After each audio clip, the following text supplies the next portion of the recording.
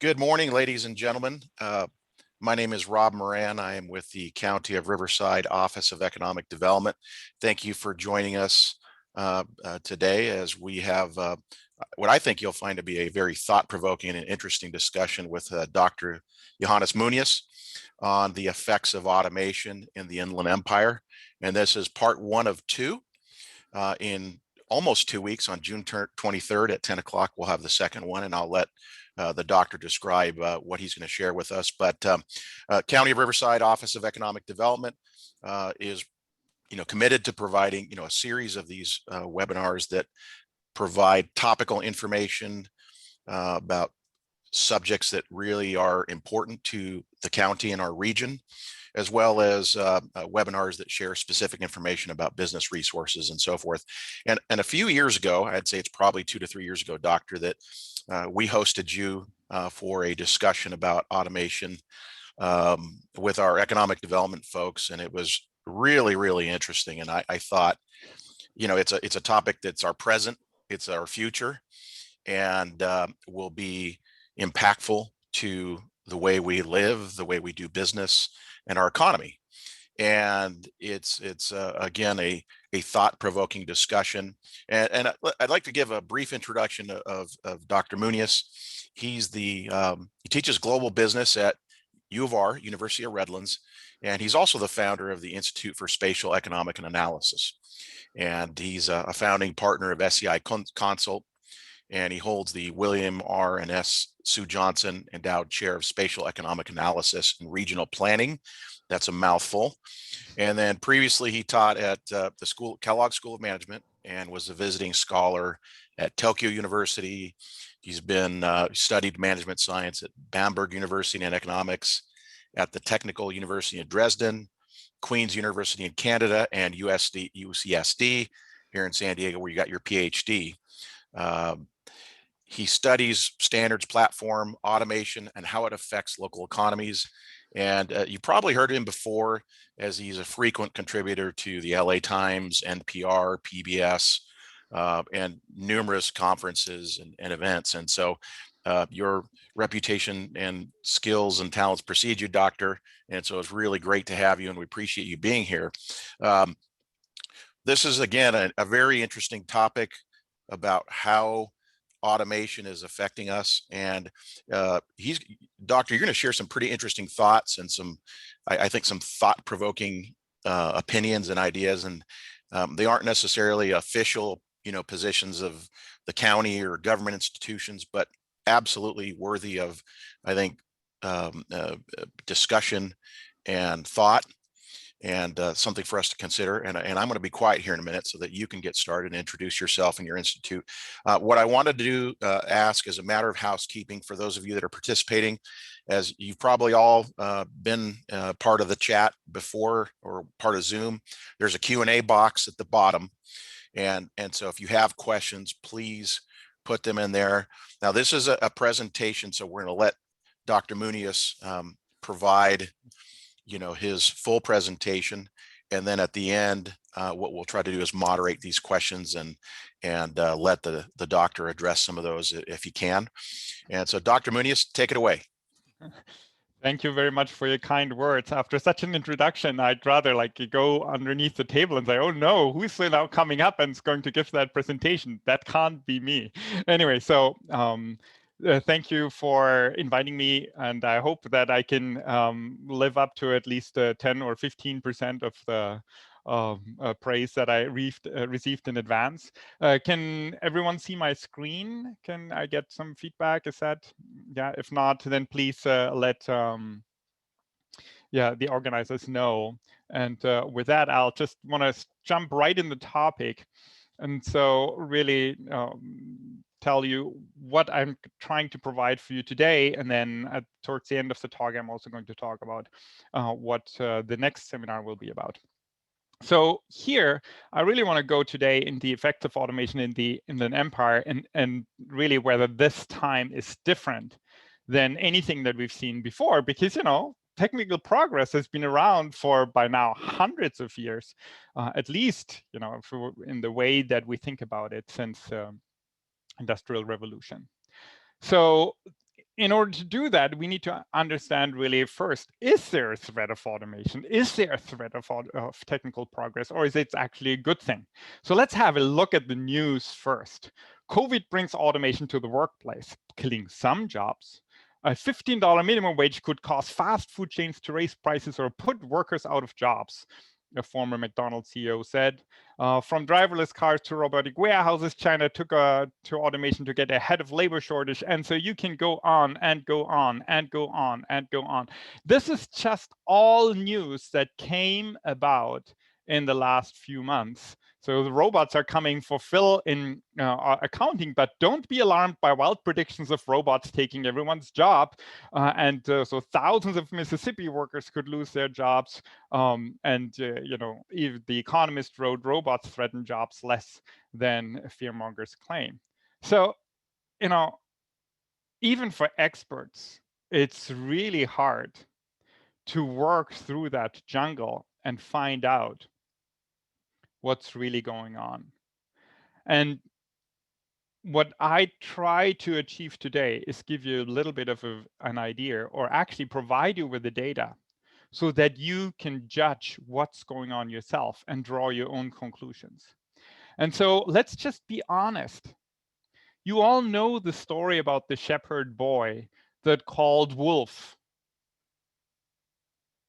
one time too often.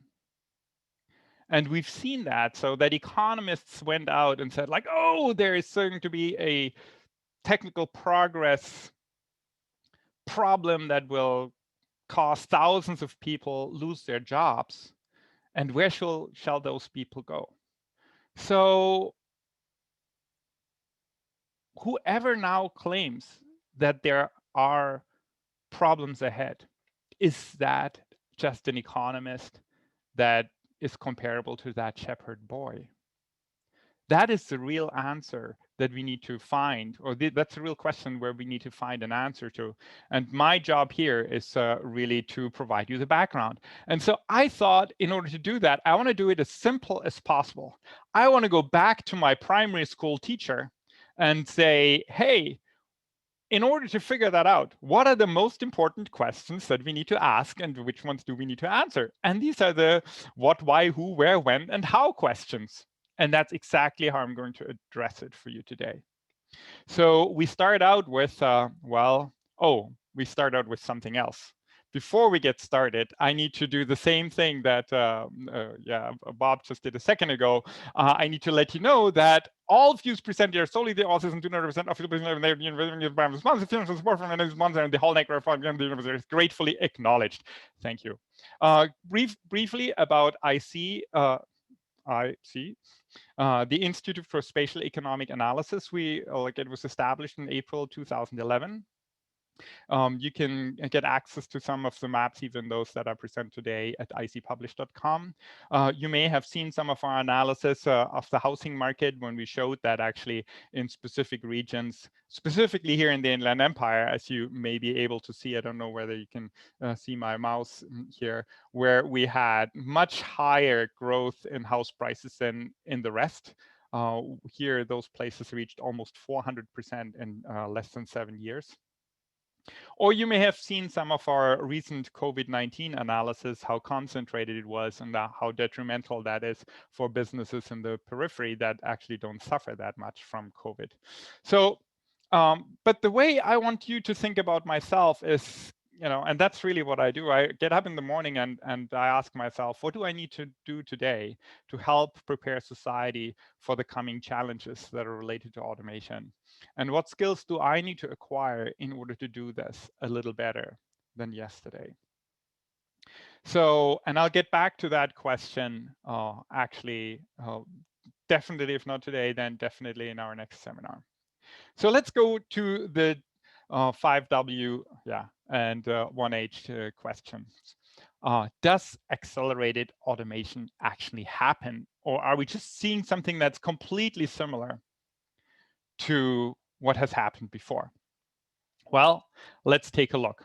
What I've just plotted here for you, and again, I hope you can see my mouse, is some recent growth rates of different types of investments that companies may make or related things that may be related to technical progress. So what you see here as the steepest curve, and here down here we have like years from 2020 to 2040, and I take 2020 as 100%. And then if you see 25 up here, that means 25 times as much. So not 25%, but 2,500%.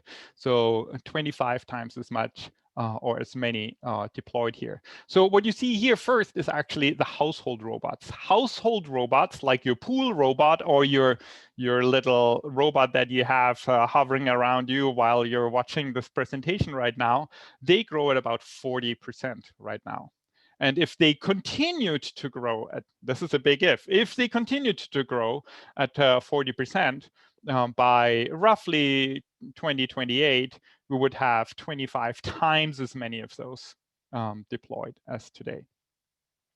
And then here, the next one is actually professional service robot growth.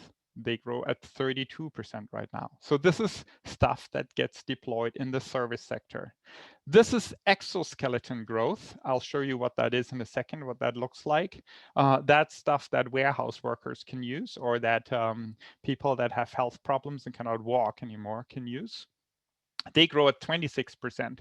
Now, how does this compare to other technical changes that we've seen before?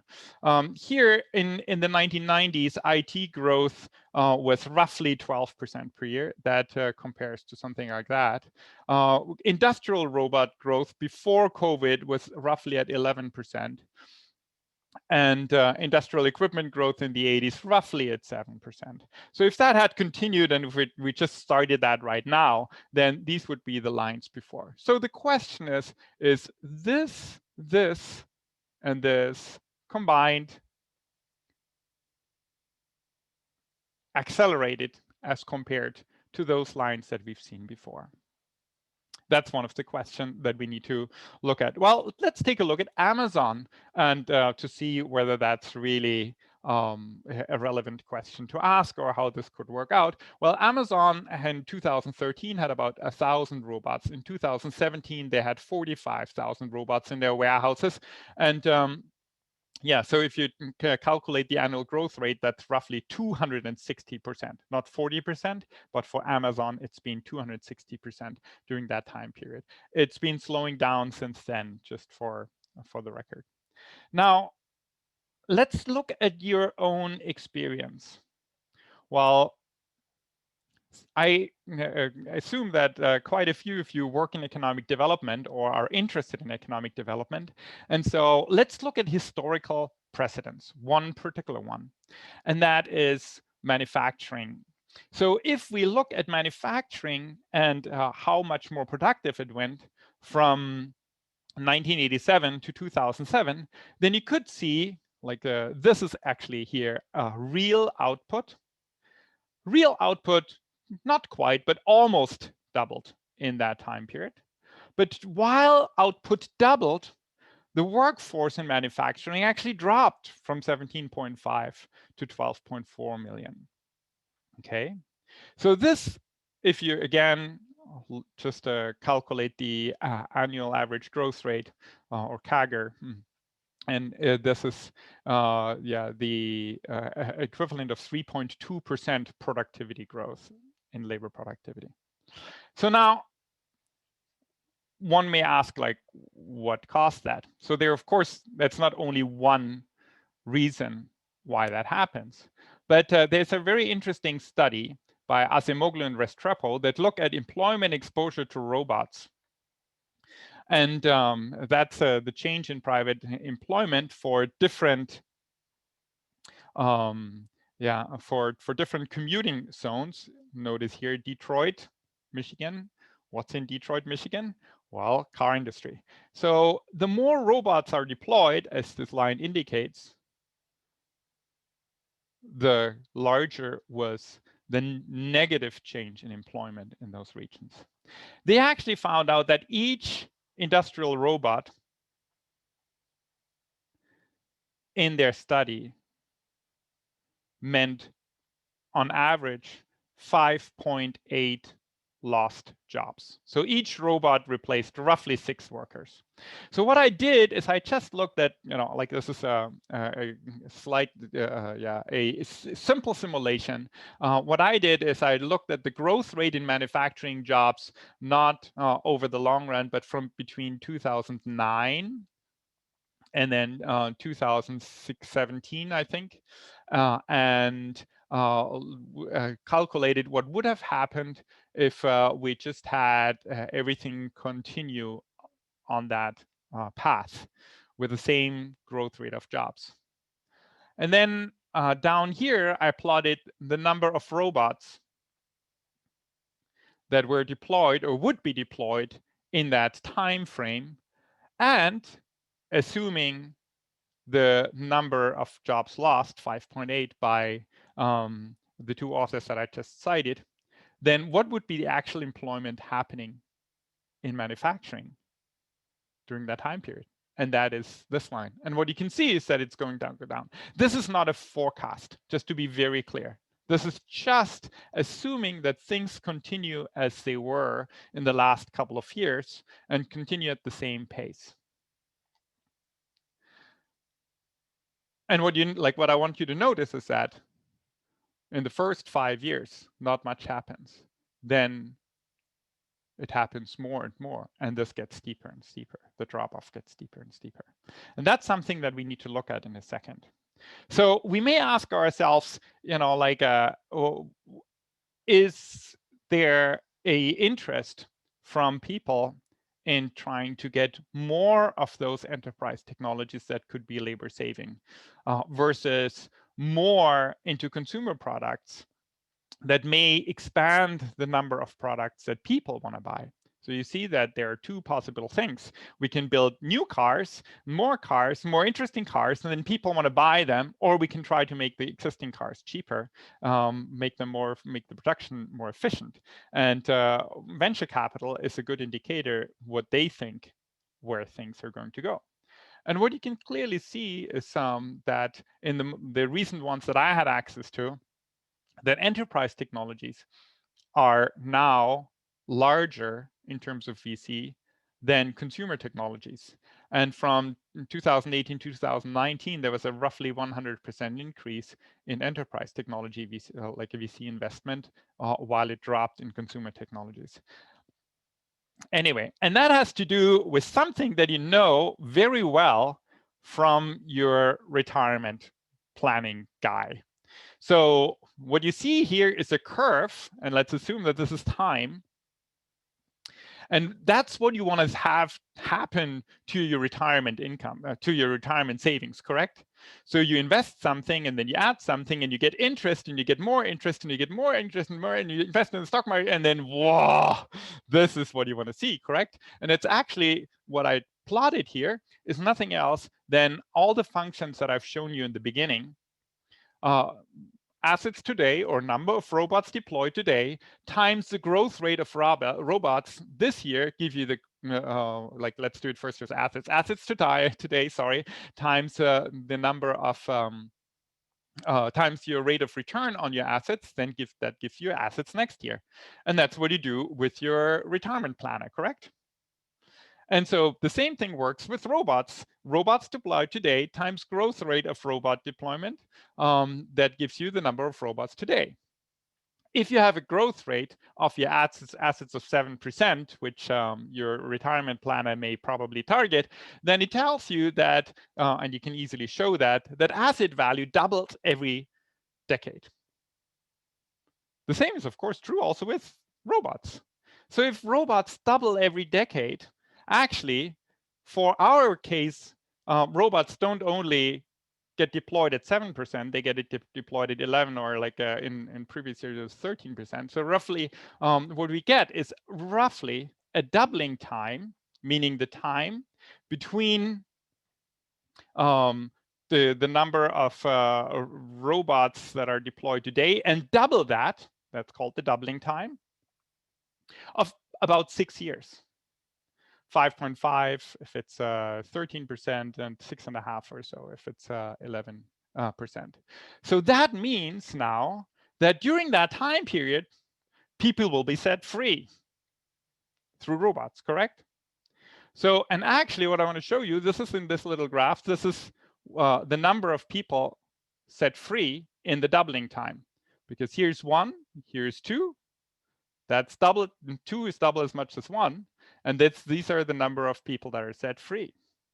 And now the shocking thing for many people is that actually, if you think about the beginning of robot deployment till today, that's the number of people set free here, this green corner is smaller than this one here. Which means when we double the number of robots deployed, there will be more people set free by robots than ever have been set free before. And that's really important to understand. And and that's what I really want to drive home. So what I want to do is I want to prove you that real quick in a simple story. You probably know that story. You've heard it. So the inventor of the chessboard made the king in the country where he lived so happy that he invented such a wonderful game as chess that the king said, "Tell me your wish, I'll grant it." And so humbly, the inventor of chess said, "I'm not asking for much. You see my little chessboard. All I want from you is that you put 1 grain of rice on the first square, 2 grains of rice on the second, 4 grains of rice on the third, and so on. So you double it each time." So now, first, I want to show you that this is now really true what I just said. Well, because moving from the first chessboard to the second chessboard, that's our doubling time. That's 1 year. And so as you can see, 2 is greater than 1. Now we double again, 4. 4 is bigger than 2 plus 1 is 3. 8 is bigger than 4 plus 2 plus 1 is 7, and so on. That's continuously true. So this is a mini proof of what I just, and I've never done that before, but I really want to have you understand this issue. So we will, if automation continues like that, more people or more jobs will be at risk in the next 6 years than have ever been at risk through robots throughout. So let me just give you the solution to that little puzzle, and how humble this person was that asked for the 1 grain of rice. So if you put rice on the entire chessboard the way the guy asked for it, then the number of rice corns would be this here. I don't even dare to read that. That would weigh 461 billion tons of metric tons, which would be a heap of rice larger than Mount Everest. This is around 1,000 times the global production of rice in 2010. So a very humble guy, the chessboard guy. So what does that mean for us? Okay, let me go back to this. It helps us to understand the historical precedents. We had robot deployment at least like since 95 or earlier on already in the manufacturing industry, highly concentrated in the car industry. So we know that employment went down in the manufacturing sector while output went up. We now also understand that this has to do with a doubling time. Whenever you go 5 years forward, your drop off will be double as much as the 5 years before. Can you see that now? And now you know why that is the case. Now, I want to have you answer the following question. What would happen if robots started working in the service sector and construction? Why is that such a critical question? Well, if we release jobs in the manufacturing sector, well, not a big deal. We have the service sector and the construction sector where people could go to work, correct? They may not get quite as much of a pay, but they at least have a job. So now if we see a similar thing, in the service sector and construction, then that may be problematic. Now we still have a problem here to solve, and that is that there's actually been something that people call an automation illusion. Because Now, these guys, Wall Street Journal looks at it from 2007 to 2017, slightly different time frame. But what you can see is that you have here, where's my mouse? You have here manufacturing actually lost 12% or so in jobs, but it's a relatively high value added per employee. While retail trade, transportation and warehousing, professional business services, and leisure and hospitality are low value added jobs. They had job growth. So we didn't see much automation so far. So maybe it's just an illusion, correct? Well, look at the time frame. Be your judge yourself. This is 2007 to 2017. How many service robots have you seen between 2007 and 2017? Okay.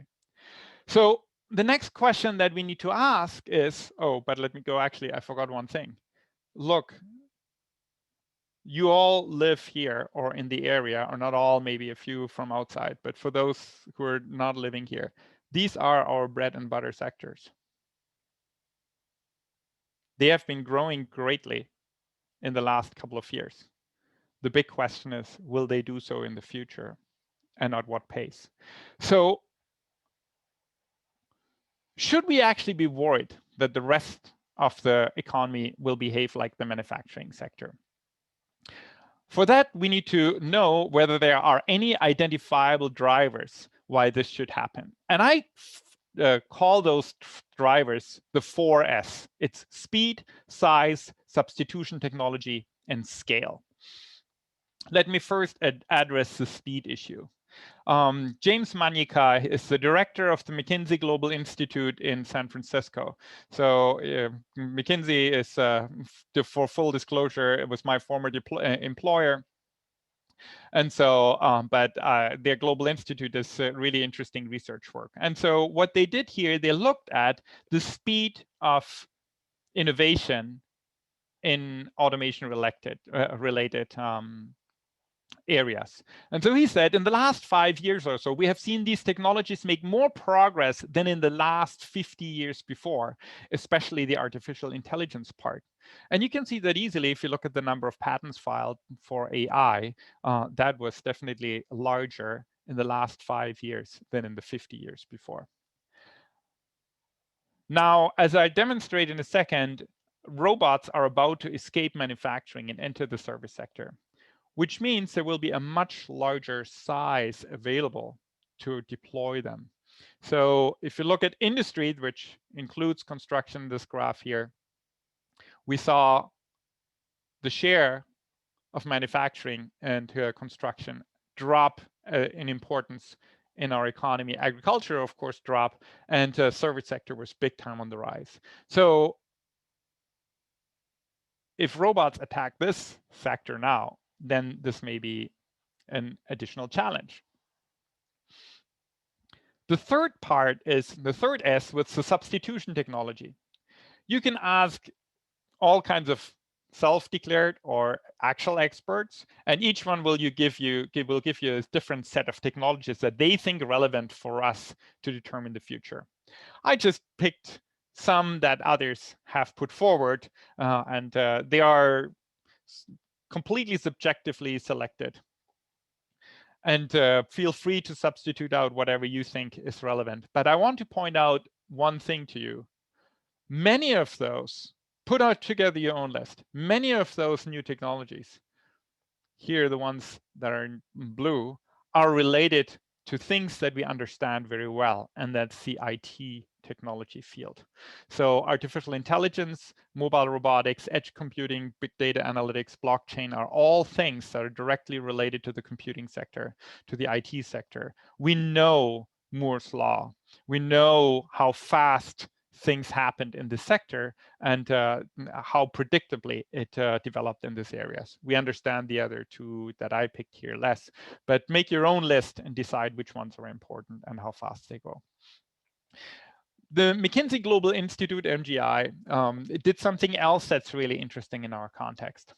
And that is they looked at the degree of digitization in order to find out like what drives productivity. And so they sorted the sectors by the degree of digitization. And so they also looked at assets, usage, and labor to get 3 different dimensions of that whole thing going to find out whether this is uniform across sectors. And for some sectors, it is uniform, like here, information communication technologies, media, professional services, and so on. They have a high degree of digitization. Then, sorry, Rob, government, healthcare, and other areas have a very low, almost uniform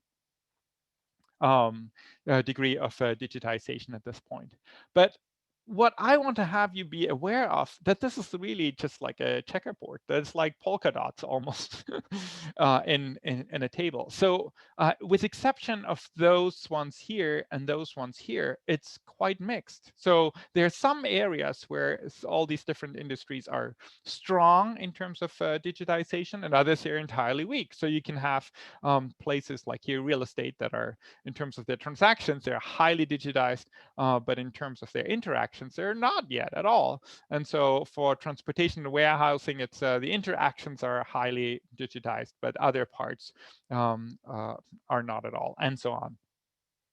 And this is relevant to realize because if we look at this, what I call the new wave of technologies that are coming, we need to understand that the computers and the internet really always just captured a part of the value chain, be it office services, process optimization with existing resources, and so on, what computers did, or the internet that focused mostly on transaction costs,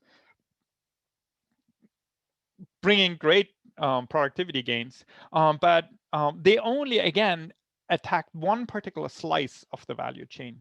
If you now look at the new wave, then you see it's going to literally work on transaction costs and production substitution, both replacement and augmentation here for workers. So if I say substitution, you have, for example, a doctor that doesn't need to look into books anymore. He just looks it up all on the internet or has an expert system supporting him. That's still substitution of some kind of work that he did before.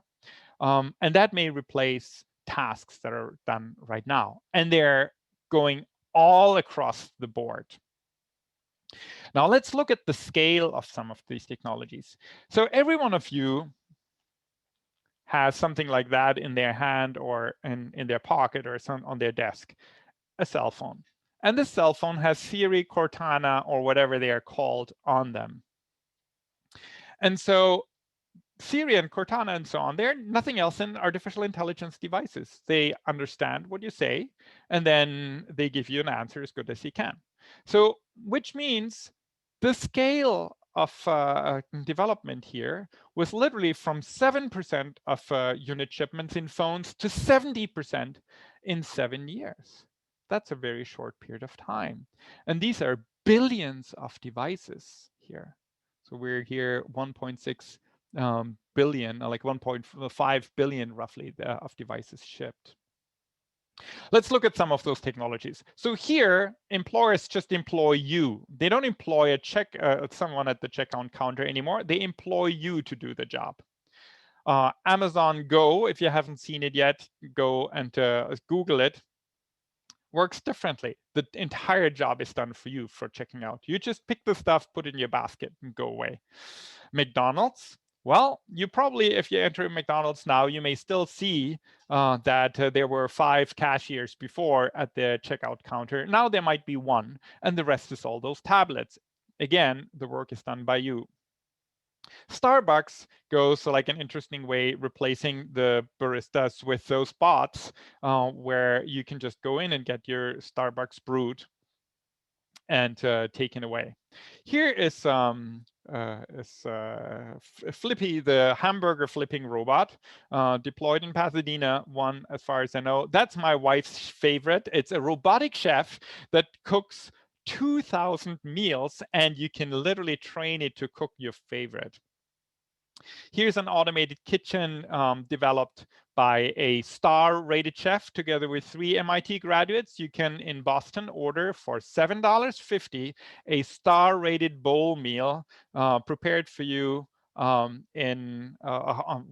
you're on the way to picking it up.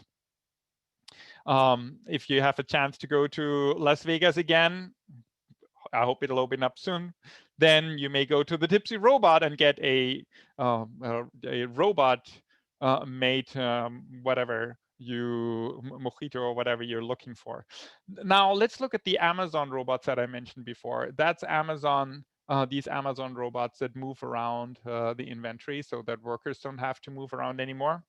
This is Amazon today, and this is Amazon tomorrow, because robots don't need any lamps or lights. They can work in the dark. And these are the guys that work in the dark.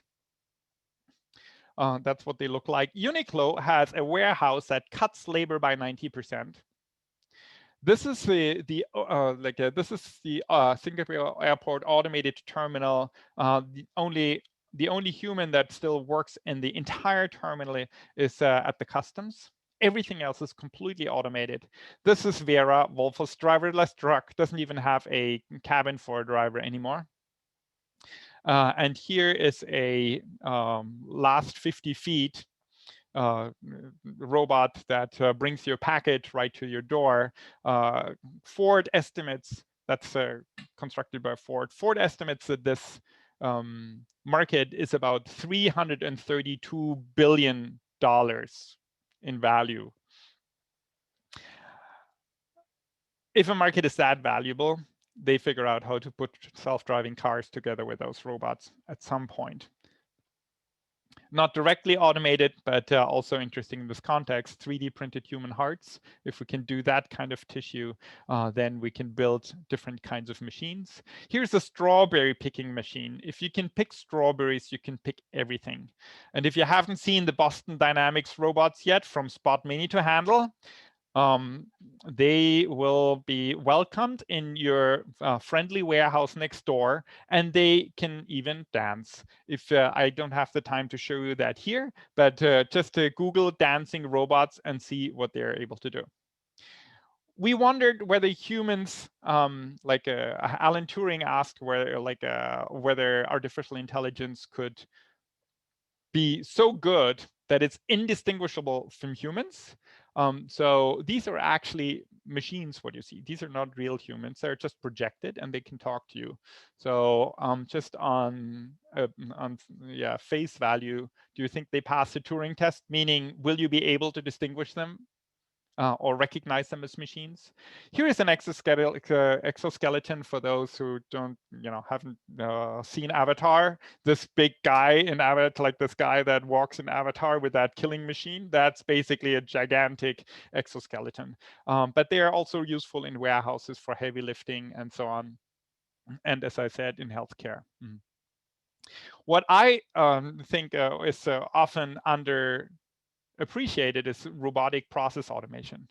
So let me tell you my worst day each month. That is when I need to put my expenses back to the university. And so just think I went to a conference, then I have to collect the receipts into categories, type the amount into a form, glue the stuff on paper, send it to the supervisor for approval, and then I send it to finance. And so then finance checks everything, and then they send it to expenses or whatever this department is called that sends you the check.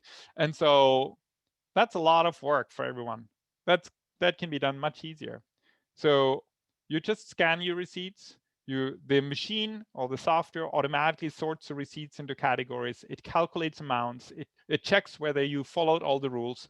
And if it did follow all the rules, then it deposits the reimbursement directly. Done in a moment's notice. Take your choice how long that takes. That may take me between half an hour and an hour. And so if it has to go through all that, that's probably 1.5 to 2 hours of work for just one person. Can be done literally in minutes from my side. And only if I break the rules, then it'll be sent to a supervisor. Why is that going to arrive at our doors? Well, robots get a lot cheaper, and they have been for a while. So while labor costs went up, robot prices went down. So we may want to ask ourselves, well, there's definitely a lot going on, but will that happen similarly everywhere? So is it that maybe on average we're going to be fine, and we'll see just like something like Detroit happen in certain places, but would that affect us? So first of all, let's look at the total amount. And that may be a shocking number, but I actually tell you that it's not. Roughly 50% of all total US employment could be automated in the next decade or two. These are just technological possibilities. That's not necessarily that it makes economic sense. So it doesn't mean that we see 50% unemployment or so. That's been largely understood. Actually, if you look at the same time frame historically and just project it out forward, if we didn't have any acceleration, this number would be 33%. So there's not that much of a difference. So what could be a problem is that certain places are going to be having more trouble than others. And that's a study that we've done ourselves. And what you can see here are all the different types of places. So as you can see, the Bay Area will be less affected, and certain areas in the Research Triangle and in the Boston and New York area and so on. But there are other places like Florida that may not look so pretty. How about us? Well, we are unfortunately also not looking so pretty in terms of automation. So even if the country on average comes out just okay, we may still have a problem. In fact, we are the most vulnerable metro in California, and we are the fourth most vulnerable metro in the nation in terms of technical automatability. 63% of jobs could be automated. So in terms of where, it's valuable to know that also the periphery is always more affected than the center. You see that? Blue means less affected, red means, of course, more affected. And for all practical purposes, for our area, that's by zip code, we are counting as periphery. Okay, now who will be affected? That's the last topic for today, because the when and how I'm going to address, amongst other things, next in the next round. So who will be affected? Well, we can look at the most at-risk occupations first. So it's tax preparers, it's telemarketers, it's cargo and freight agents, new accounts clerks, and so data entry keyers, and so on. They have an automation probability, technically speaking, technical possibility of replacing their jobs of almost certain. On the other hand, there are certain jobs that have not even 1% of automation risk. So first, recreational therapists, occupational therapists, orthotists, and whatever, you know, like, I mean, I am not going to be trying to pronounce all these healthcare jobs, but also first-line supervisors, managing directors, specifically for emergencies and so on. So you see already from those few numbers that I put up there, there's a structure in there. Repetitive versus non-repetitive types of jobs.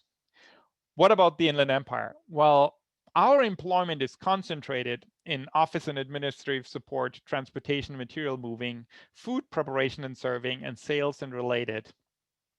If you look at the historical growth, it's not been that great. But the future automation risk is actually pretty high. So if you look at the 5 largest occupation groups in the Inland Empire, they're all very high risk. So sorry, I wanted to change that. This is 79% of jobs here are at risk. This is a share. 75% here of these jobs, 87% of jobs can technically be automated in this area. For healthcare, for education, and for management, specifically for the types of jobs that we have here, that is not the case. Again, this is technical automation risk. So we did an employment projection for just the WR-COG region.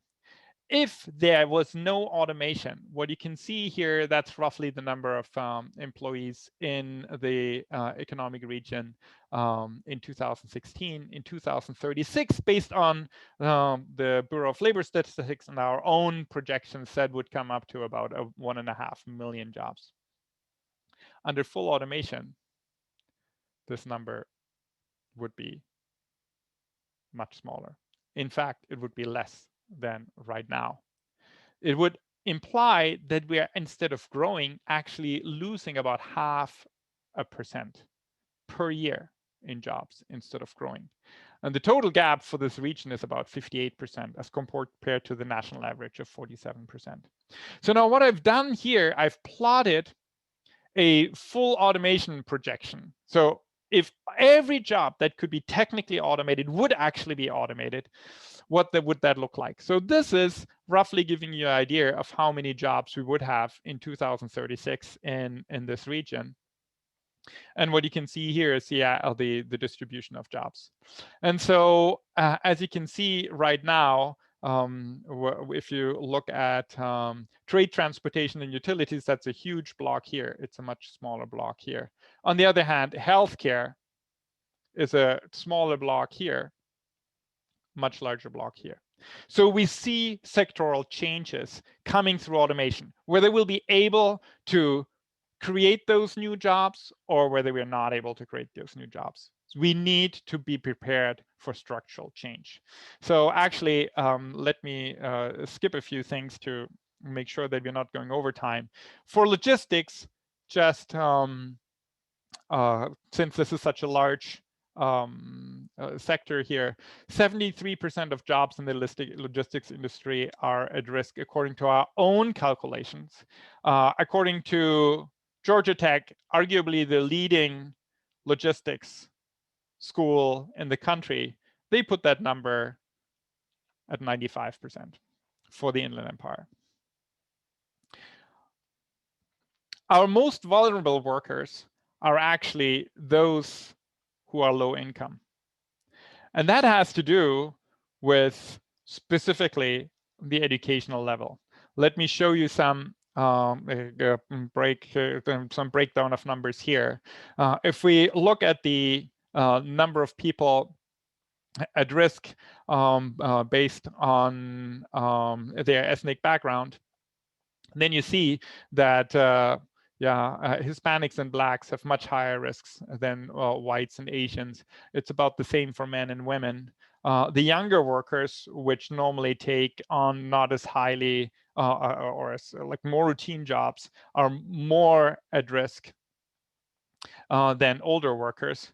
And here is, of course, my shameless plug for the university, which says, hey, get a degree. If you get a degree, then you're going to be better off. And the best jump you can make is from a bachelor's to a master's. The main driver here is really education of whatever you've seen here.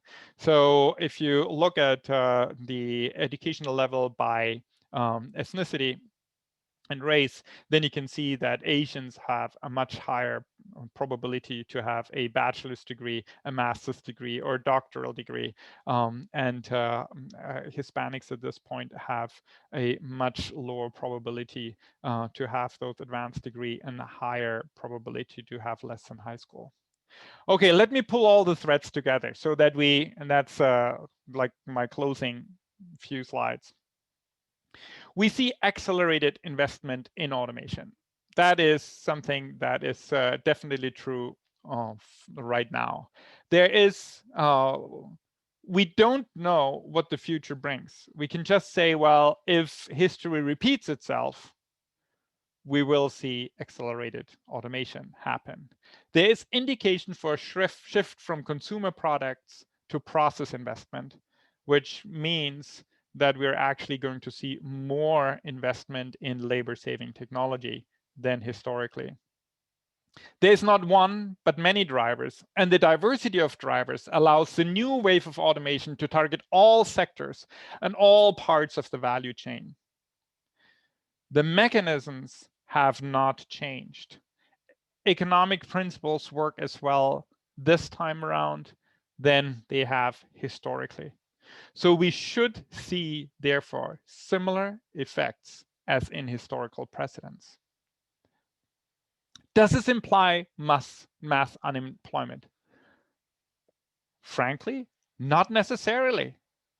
At this point, we don't have enough information, and a lot literally depends on you. How will the counties, the governments, the politicians react to that? How much will we do? And what we can do is, of course, the main topic of my talk next in 2 weeks. So whatever is going to happen, whether it's unemployment or no unemployment, we're going to see tremendous restructuring. That's without any question, and no one doubts that. So as in history, we should expect regional as well as individual winners and losers, both on the regional side, on the individuals, as well as on the industry side. Okay, so the big question will we be able to transform our economy in as little as 2 decades? So questions that I will answer then in 2 weeks is, how will workers be affected? When will we feel the effects, specifically here in the Inland Empire? And what can we do to prepare? And to just provide a hook for next week, how will automation affect workers? We look at job counts, we look at pay, and we look at job quality. And so if history again is a precedence, what you can see here is real wages development from 1964 to 2009 for full-time, full-year workers, only males, to just keep it very clean. And so what you can see is people with advanced degrees, they saw their wages rise. People with less than a high school degree saw their real wages fall. Even people with high school degree saw their real wages fall. So we should be prepared to see more press releases like the ones from Amazon, who pledged to upskill 100,000 US employees for in-demand jobs by 2025, but they may be employed within Amazon or pursue career paths outside of Amazon. You interpret that yourself. So has it happened before? One last picture on that. That's the Easter Parade in 1900, Fifth Avenue, New York City. All horse carriages. That's the same Easter Parade in 1913, all cars. Thank you.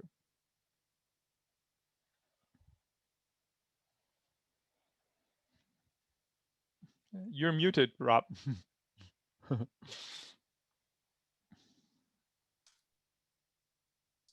How many times have I done this? Thank you, Dr. Moenius. And this is a great opportunity for those of you that are participating. If you have a question you want to ask, please go ahead and put it in the question and answer. And Dr. Moenius, one question. Oh, and one of your colleagues, Dr. Kleinhans, is chiming in saying he's giving you a pat on the back there, Dr. Moenius. So it's great to see you, Robert. Kind of, I know this is a big one, but COVID-19, how has that, I know you touched on it a little bit at the beginning, how has that accelerated, and maybe you can answer that maybe non-technically, but has that made it kind of opened up industry's eyes to say we have to do this quicker? Well, yeah, I've warned about that in already like literally a year ago, where I thought that COVID-19 will accelerate automation. And so what we know now is that it may have pushed us forward by several years. So if you remember my talk from 3-4 years ago, I said, well, you know, it'll take probably 5 years till we even see the first few things happen, and then we will see faster deployment 10 years down the road. So that gives us a time span that we have to prepare. COVID-19 has pushed companies to immunize their supply chains, to make sure that they can continue to produce even when the next pandemic hits. And so as much as we would like that this is a once in a century experience, it's not going to be, with all likelihood. We've seen more epidemics and pandemics in the last 20 years, or discovered also because our technology has been better, than in the 100 years before. So be prepared. We'll see another one. And companies are preparing for that by automating and bringing back jobs to the United States, by the way, also, because they want to reduce the supply chain risk. And but these are high-skilled jobs, of course. I'll talk about that actually more next time. Excellent. Any other questions for Dr. Moenius? Please feel free to put it in the Q&A. We've got a little bit of time. I don't see anything, Dr. Moenius. You wowed them with your information. Very, like I said, it's very thought-provoking, and I know you were presenting, you know, sort of the not necessarily projections, but saying if everything that could and would, here's what it looks like, and we know it's going to be some variation of that. And I think the next discussion we're going to have on June 23rd at 10 o'clock. Remember that. Is going to help answer some of those questions and about what we need to do as a region and what we as individuals need to do, right? Because at some point, folks need to take advantage of some of those training and upskilling opportunities that while you may eliminate certain jobs, there's going to be new ones that come up. And so we've got a couple questions. There's a gentleman, Mr. Spee, asks us, what do you think about the opportunities for small businesses to replace these jobs?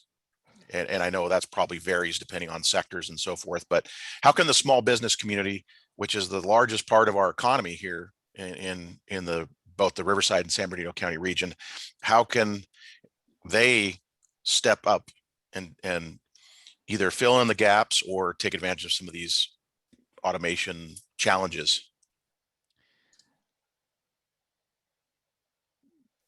There is no simple answer to this, as you already indicated, but there are a few aspects that I want to highlight.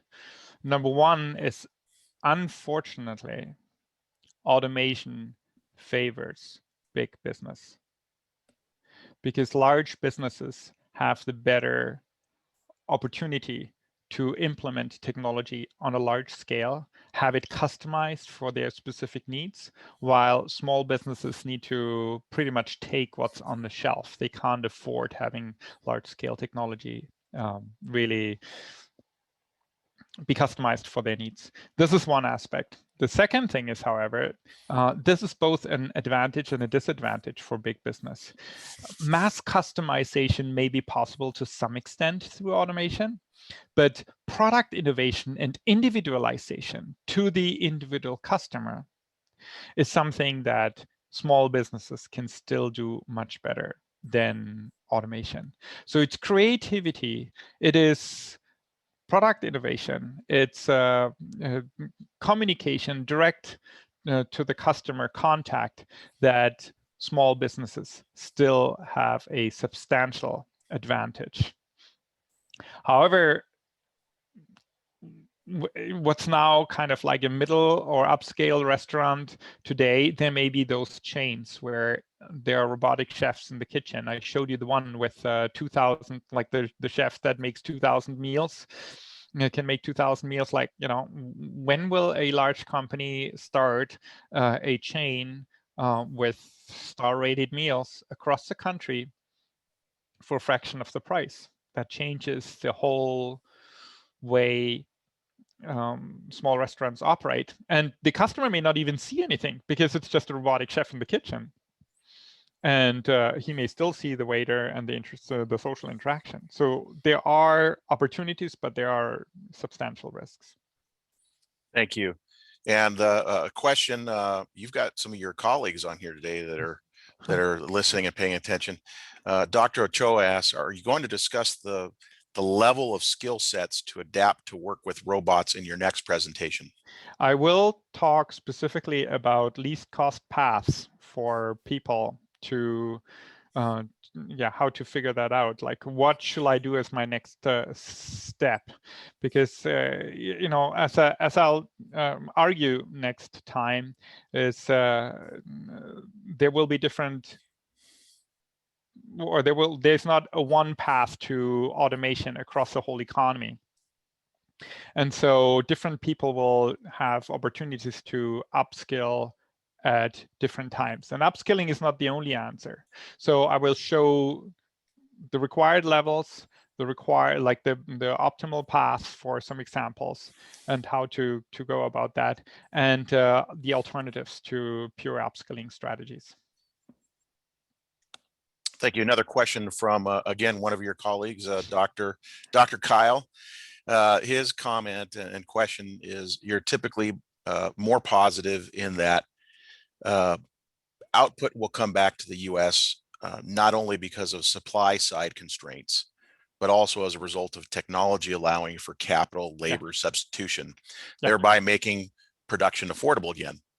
Could the IE benefit from that? Could our region benefit from that? Yes. It's a very simple answer if we don't mess it up. So there are certain aspects, and I actually will go, because that's an alternative strategy that I'm actually going to discuss next time. But a brief preview on that is that we will have the opportunity to bring companies here to the Inland Empire because of our excellent logistics infrastructure, which allows companies to literally serve the entire US market. Of course, we are competing then with other places right in the middle of the country that have, just from a pure place-based and distance-based perspective, a better opportunity. So, but there are certain types of industries that will still partially depend specifically from inputs from abroad, that will have the opportunity to take advantage of what the Inland Empire has to offer. What the Inland Empire needs to do is preserve space. We're giving everything away to warehouses right now, and warehouses are going to be, can be repurposed, of course, for industrial sites, but we need to be mindful of providing excellent living space to entrepreneurs as well as companies that want to relocate, because they need to attract high-end talent to the Inland Empire. And high-end talent is the harder to attract the more warehouses are right next to your house. And that's what we just need to realize. Not something that you may want to, that some people may like to hear, but we need to make strategic decisions. Are we going to just continue our old path, or are we preparing for the changes that are coming? Thank you, Dr. Moenius. And again, your colleague and friend is he's saying that clerics, preachers are safe, so he assumes. So since he preaches economics, he doesn't think he can be automated. So I think, I don't know. If some of my colleagues could be recorded and then put up instead of me, I could be easily put out of business here in no time. Maybe not for the Q&A section, but for the preaching part, I'm not so sure. And so since so many robots or so many AI systems now pass the Turing test, well, let's wait till pastors face the same problem. Okay. Any other questions for Dr. Moenius, ladies and gentlemen? If not, we will feel free. Again, we will reconvene on June 23rd at 10 o'clock to, I think, hear this was setting the table. And I think the next one is Dr. Moenius, you're going to give us your ideas and thoughts about what this region collectively should do. And I think that's going to be important as well. Right. So, and if I may just say one last thing about that is, so at the end of the day, it doesn't matter whether you believe that automation is going to be a threat to jobs, or whether you believe we'll all come out fine because of the new technological opportunities that are clearly there, whether you believe we will see mass unemployment or labor shortages. The fact of the matter is that we'll see huge restructuring. That is what pretty much every economist agrees on. No one thinks that it's just going to be the same. And whether we see or whether you're afraid of mass unemployment, or whether you're afraid of labor shortages, we actually need to do very similar things. And these are the types of things that I'm going to talk about in the next round. I also will reveal, of course, what I think what we're going to see in the Inland Empire specifically, and then let's hope that I'm wrong. All right. Well, I look forward to reconvening with you in a couple of weeks, Dr. Moenius. Thank you again for your presentation and your time. Thank you to all of our participants for joining us today. We, again, appreciate your time. I put in the chat the YouTube link to where you can see this video. It'll be uploaded sometime today. But otherwise, if you didn't see it, it's at the Riverside County Office of Economic Development YouTube channel. And so all of our webinars are hosted there, and you can see videos and information about other webinars or just programs and services and so forth. So check it out. We'll see you June 23rd at 10. Thank you all very much and have a great rest of your day. Thank you very much again for inviting me. Thank you.